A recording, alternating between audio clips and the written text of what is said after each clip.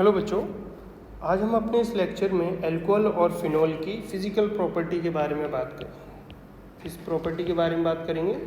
Physical properties. देखो, physical properties में सबसे पहले हम इसकी सॉल्युबिलिटी की बात करने वाले हैं कि सॉल्युबिलिटी में क्या डिफरेंस है अल्कोहल और फिनॉल में। तो देखो, जो अल्कोहल है, alcohol and phenols are water soluble compounds because of their ability to form hydrogen bond with water, क्योंकि वाटर के साथ हाइड्रोजन बॉन्ड फॉर्म कर लेते हैं वाटर मॉलिक्यूल। ठीक है, तो इसीलिए ये क्या होते हैं, वाटर सॉल्युबल कंपाउंड्स होते हैं। अब लेकिन जो सॉल्युबिलिटी है वो किस बात पे डिपेंड करती है? देखो, solubility decrease with increases in alkali part। alkali part अगर इंक्रीज करता है तो सॉल्युबिलिटी क्या होती है? डिक्रीज। फॉर एग्जांपल, यहाँ पे ये तो हमारा अल्कोहल या फिनॉल होगा, तो यहाँ पे अगर हमारा एल्कलाई ग्रुप बढ़ता जा रहा है, मतलब बल्कि होता जा रहा है, क्योंकि ये क्या होता है ना, ये नॉन पोलर होता है, जिसको हम हाइड्रोफोबिक भी बोलते हैं। ठीक है, यही किसके साथ हाइड्रोजन बॉन्डिंग दिखा देता है? वाटर के मॉलिक्यूल से। और ये क्या होता है? ये पोलर होता है, और इसको हम क्या बोलते हैं? हाइड्रोफिलिक बोलते हैं। क्या बोलते हैं? हाइड्रोफिलिक। यानी कि जैसे जैसे ये वाला जो एल्कलाई ग्रुप है ये बड़ा होता जाएगा, तो इसका मतलब जो अल्कोहल और फिनॉल की सॉल्युबिलिटी क्या होती जाएगी? डिक्रीज होती जाएगी। तो यहाँ पे एक क्वेश्चन पूछा जाता है, वो क्वेश्चन देख लेते हैं।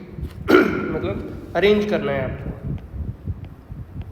ये देखो, ये रहा हमारा एक फिनॉल, फिर यहाँ पे दूसरे पार्ट में हम यहाँ पे एक एल्कलाई ग्रुप जोड़ देते हैं, फिर OH, और ये रहा CH2 CH3 OH CH2 CH2 CH3। ठीक है, A B C D। तो देखो, अगर आप इसमें देखोगे कौन ज़्यादा सॉल्युबल है, तो A ज़्यादा सॉल्युबल है, फिर B और सबसे कम C। ठीक है, तो इस तरीके से हम सॉल्युबिलिटी में डिफरेंस देखते हैं। नेक्स्ट जो सॉल्युबिलिटी हम देखने वाले हैं, सॉल्युबिलिटी तो हो गया, अब देखेंगे boiling point. The boiling point of alcohols and phenol increases with increase in the number of carbon atoms. अगर number of carbon atoms increase हो रहे हैं तो उनका क्या होगा? बॉइलिंग पॉइंट भी इंक्रीज हो जाए। ठीक है, ये किस बात पे डिपेंड करता है? ये देखो, अट्रैक्शन फोर्स पे भी डिपेंड करता है। क्या होता है? In alcohols the boiling points decrease with increase of branching in carbon chain। क्या होता है कि बॉइलिंग पॉइंट डिक्रीज होता है अगर आप क्या करोगे? ब्रांचिंग इंक्रीज करोगे। ठीक है, because of decrease in van der Waal forces with the decrease in surface area. क्योंकि स्फेरिकल होता जाता है मॉलिक्यूल, तो क्या हो रहा है, उसका सरफेस एरिया डिक्रीज होता जाता है, जिसकी वजह से बॉइलिंग पॉइंट भी क्या होता है, डिक्रीज होता है। इसके हिसाब से भी देख सकते हो, और नंबर ऑफ कार्बन बढ़ रहे हैं। अगर देखो जो भी अल्कोहल के दो मॉलिक्यूल हैं, इनके बीच में अगर अट्रैक्शन फोर्स भी बढ़ गया, तो पहले आप इसे हीट दोगे, अट्रैक्शन फोर्स को क्या करोगे, ब्रेक डाउन करोगे, उसके बाद वो बॉयल होना स्टार्ट होगा। यानी कि अगर अट्रैक्शन फोर्स ज़्यादा तो बॉइलिंग पॉइंट भी ज़्यादा रहेगा।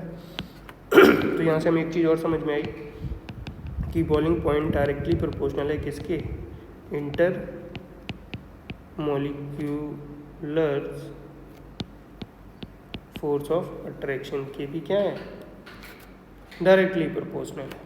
ठीक है। अगर नंबर ऑफ कार्बन चेन बढ़ रही है, जैसे CH3OH, CH3 CH2OH, CH3 CH2 CH2OH, तो देखो इसका सबसे ज़्यादा हुआ क्योंकि नंबर ऑफ कार्बन्स क्या है, ज़्यादा है इसके पास।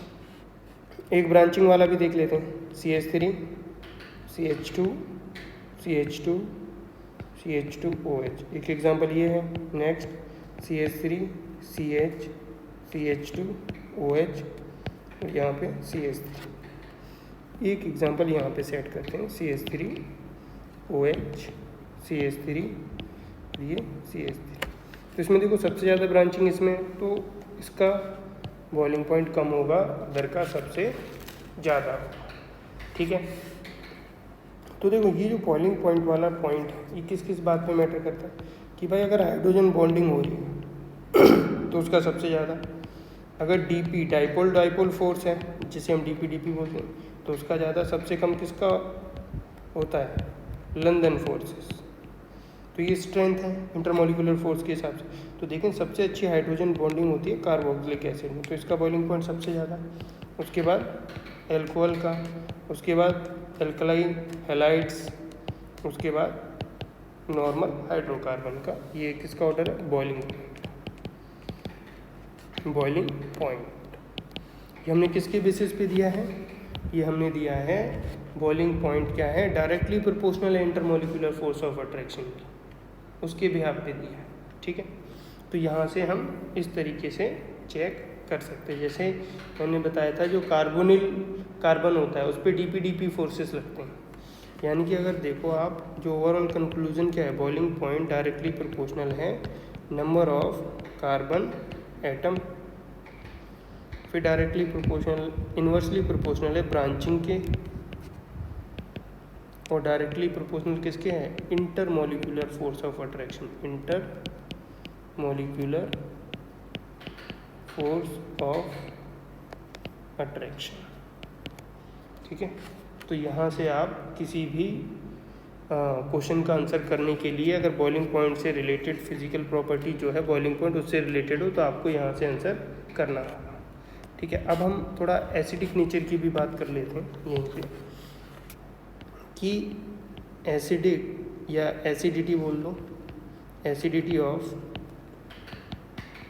एल्कोहल्स एंड फिनॉल, ये किस बात पे डिपेंड करती है।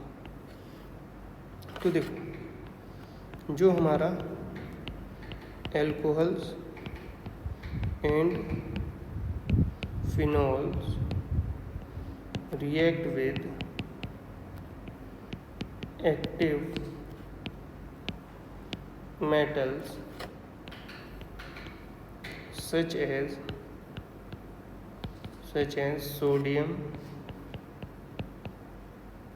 potassium and aluminium to yield corresponding alkoxides, phenoxides and hydrogen. ठीक है, एक्टिव मेटल के साथ रिएक्ट करके ये सारे कंपाउंड बनाते हैं और हाइड्रोजन गैस भी क्या करते हैं, रिलीज़ करते हैं। क्या रिलीज़ करते हैं, हाइड्रोजन गैस। देखो एक एग्जांपल ये रहा हमारे पास फिनॉल, इसकी रिएक्शन बेस NaOH के साथ कराएंगे, ठीक है। तो यहाँ पे देखो ये निगेटिव और ये पॉजिटिव में ब्रेक हो जाएगा, तो ये वाला OH और ये H मिलके क्या बना लेंगे, वाटर। और जो नेक्स्ट हमारे पास कंपाउंड बनने वाला है वो बनेगा ये। अब देखो मेथड ऑफ प्रिपरेशन देख रहे थे हम, तो वहाँ पे भी ऐसा कंपाउंड बना था, ठीक है, एक मेथड में। तो इसको हम बोलेंगे सोडियम फिनॉक्साइड, ठीक है, ये होता है हमारा सोडियम फिनॉक्साइड। अब देखो एक बहुत ही ज़्यादा इम्पोर्टेंट चीज़ जिसके बारे में हम बात करने वाले हैं, अगर मान के चलो एल्कोहल है, ये रिएक्शन करे NaOH के साथ, तो बताओ क्या ये वाला प्रोडक्ट बनेगा। आप बोलोगे सर आपने अब फिनॉल के साथ बनाया तो एल्कोहल के साथ भी बनेगा। जी नहीं, एल्कोहल के साथ नहीं बनता, क्योंकि ये लेस एसिडिक है, लेस एसिडिक है। तो लेस एसिडिक मोर बेस को रिप्लेस ही नहीं करेगा, मतलब लेस वाला कभी रिएक्शन नहीं करता। ये मैंने न्यूक्लियोफिलिक असाइल सब्स्टिट्यूशन रिएक्शन में भी आपको बताया था, ठीक है। ये सिर्फ सोडियम के साथ रिएक्ट कर सकते हैं, सिर्फ सोडियम के साथ रिएक्ट करके एल्कोहल और फिनॉल क्या बनाते हैं, अभी आपको मैंने बताया यहाँ पे एल्कोक्साइड और फिनॉक्साइड बनाते हैं, ठीक है। तो ये दोनों कंपाउंड्स के बारे में देख लेते हैं। जैसे ये रहा एल्कोहल, तो सोडियम के साथ रिएक्ट करके तब बनेगा ये वाला प्रोडक्ट प्लस हाफ H2, और फिनॉल के साथ तो क्या बनेगा, सोडियम के साथ रिएक्ट करा के ये बना प्रोडक्ट,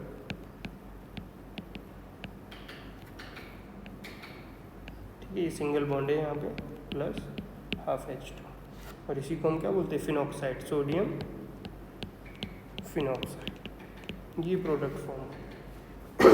अब जरा इनकी एसिडिक नेचर की बात करते हैं। देखो ये एग्जांपल है CH3 CH2 OH, नेक्स्ट है CH3 CH CH3 OH CH3 C CH3 CH3 और OH। अगर देखो एसिडिक नेचर हम कैसे देखते हैं, पहले आप यहाँ से एक हाइड्रोजन हटाओगे, नेगेटिव चार्ज आएगा, यहाँ से ये हाइड्रोजन रिमूव होगा, ये नेगेटिव चार्ज, यहाँ से ये हाइड्रोजन होगा, ये नेगेटिव चार्ज। तो आप देख रहे हो कि इस पे ये जो नेगेटिव चार्ज है ऑक्सीजन पे, और यहाँ पे ये वाला नेगेटिव चार्ज है, ये 2 डिग्री कार्बन पे है, ये 3 डिग्री कार्बन पे, ये 1 डिग्री कार्बन। तो देखो यहाँ पे ये ग्रुप लगा हुआ है, ये ग्रुप क्या होता है, इलेक्ट्रॉन डोनेटिंग होता है या विड्रॉइंग। तो ये इलेक्ट्रॉन डोनेट करेगा इस कार्बन को, और इस पर पहले से ही नेगेटिव चार्ज है, ठीक है। तो इसका मतलब और इलेक्ट्रॉन दोगे तो नेगेटिव चार्ज बढ़ेगा। तो ये जो कॉन्जुगेट बेस बन रहा है, इसकी स्टेबिलिटी हम चेक करते हैं, ठीक है। तो इसकी स्टेबिलिटी कब बढ़ेगी, जब यहाँ पे आप इलेक्ट्रॉन विड्रॉइंग ग्रुप लगाओगे, इलेक्ट्रॉन खींचना है, तभी तो ये चार्ज स्टेबल हो पाएगा। तो यहाँ पे देखोगे ये वाला कम स्टेबल, ये वाला ज़्यादा, यानी कि 1 डिग्री जो अल्कोहल होता है वो ज़्यादा एसिडिक होता है, ठीक है। इसी के अपोजिट अगर हम ग्रुप चेंज कर दें, क्या कर दें, ग्रुप चेंज कर दें, क्योंकि ये हमने प्लस आई वाला लगा दिया, अगर यहाँ माइनस आई वाला लगा दें तो कहाँ से, तो कैसे क्वेश्चन करोगे। लेकिन हमने जो यहाँ कॉन्सेप्ट लगाया वो क्या लगाया, acidic strength, acidic strength directly proportional होती है स्टेबिलिटी ऑफ कॉन्जुगेट बेस, और किसके प्रोपोर्शनल होती है, इलेक्ट्रॉन विड्रॉइंग ग्रुप, और एंटी प्रोपोर्शनल है इलेक्ट्रॉन डोनेटिंग ग्रुप्स। तो यहाँ से आप आंसर करोगे, ठीक है। नेक्स्ट एक और एग्जांपल देख लेते हैं। मैं क्या करूँगा, ग्रुप्स चेंज कर दूँगा, जैसे CH3 CH2 CH2 OH। First question CH3 CH2 CH OH, और हमने यहाँ पे लगा दिया है क्या, फ्लोरीन, ठीक है। नेक्स्ट देखो CH3 CH2 CH और OH, और यहाँ पे लगा NO2। तो ये NO2 देखो -I दिखाता है, ये फ्लोरीन भी -I दिखाता है, लेकिन ये क्या है OH ग्रुप के पास लगा हुआ है, तो ये क्या करेगा, इलेक्ट्रॉन खींच लेगा। जैसे ये H+ आयन यहाँ पे निगेटिव, ये H+ आयन रिमूव होगा, नेगेटिव प्लस आयन होगा नेगेटिव, तो इस पर तो देखो +I लगा हुआ है, तो इसकी सबसे कम सबसे ज़्यादा इसकी, क्योंकि ये डिस्टेंस में पास में है और ये डिस्टेंस में कहाँ है, दूर है। तो इस तरीके से हम इसका एसिडिक और बेसिक नेचर चेक करते हैं। ठीक है, अब देखो फिनॉल की अगर मैं एसिडिक नेचर की बात करूं, एसिडिटी ऑफ फिनॉल, तो होता क्या है, ये है हमारे पास फिनॉल। ठीक है, अब इसमें हमने H+ आयन रिमूव कर दिया, तो इस तरीके से ये प्रोडक्ट बना। यहाँ पे देख रहे हो ये कॉन्जुगेशन में पार्टिसिपेट कर रहा है। ठीक है, यानी कि यहाँ पे रेजोनेंस हो रहा है, तो ड्यू टू रेजोनेंस ये क्या होगा, स्टेबल प्रोडक्ट होगा। क्या हुआ, स्टेबल प्रोडक्ट होगा। तो यानी कि अगर ये स्टेबल हो गया, इसका मतलब फिनॉल क्या हो गया, ज़्यादा एसिडिक हो गया। तो अगर आप अल्कोहल और फिनॉल में बात करोगे तो फिनॉल क्या है, ज़्यादा स्टेबल है ड्यू टू रेजोनेंस। क्योंकि अगर आप अल्कोहल देखोगे तो जब यहाँ से रिमूव करोगे निगेटिव, तो इस पर इलेक्ट्रॉन डोनेटिंग ग्रुप जुड़ा हुआ है, हमें इलेक्ट्रॉन विड्रॉइंग चाहिए और ये रेजोनेंस में पार्टिसिपेट भी नहीं कर रहा है। ठीक है ना। अब देखो अगर मैं अल्कोहल और वाटर में पूछूं कौन एसिडिक है, तो देखो आप तो बोलोगे सर यहाँ से H+ आयन रिमूव होगा तो O नेगेटिव, वाटर में जब H+ आयन होगा तो O नेगेटिव। तो आप देखोगे कि यहाँ पे एक एल्कलाई ग्रुप जुड़ा हुआ है जो इसकी स्टेबिलिटी क्या कर रहा है, कम कर रहा है। तो इन दोनों में भी देखोगे तो वाटर क्या है, ज़्यादा स्टेबल, ज़्यादा एसिडिक है। ठीक है, तो इस तरीके से हम एसिडिक और बेसिक नेचर के क्वेश्चन आप कर सकते हो अगर आपको पता है उन पे कैसा ग्रुप लगा हुआ है। यहाँ पे जाते जाते एक क्वेश्चन और कर लेते हैं। OH, ये एक बेंजीन रिंग है OH, एंड नेक्स्ट ये बेंजीन रिंग है जिसके साथ NO2 ग्रुप जुड़ा हुआ है OH, और एक ये बेंजीन रिंग है इसके साथ CH3।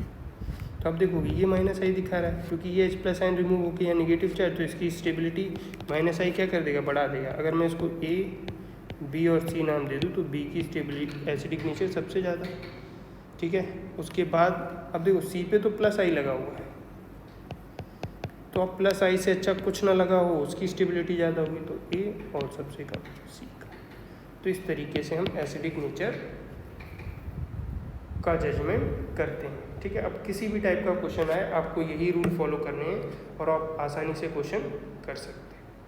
ठीक है, तो हम अब नेक्स्ट लेक्चर में इसकी केमिकल प्रॉपर्टीज़ देखेंगे अल्कोहल।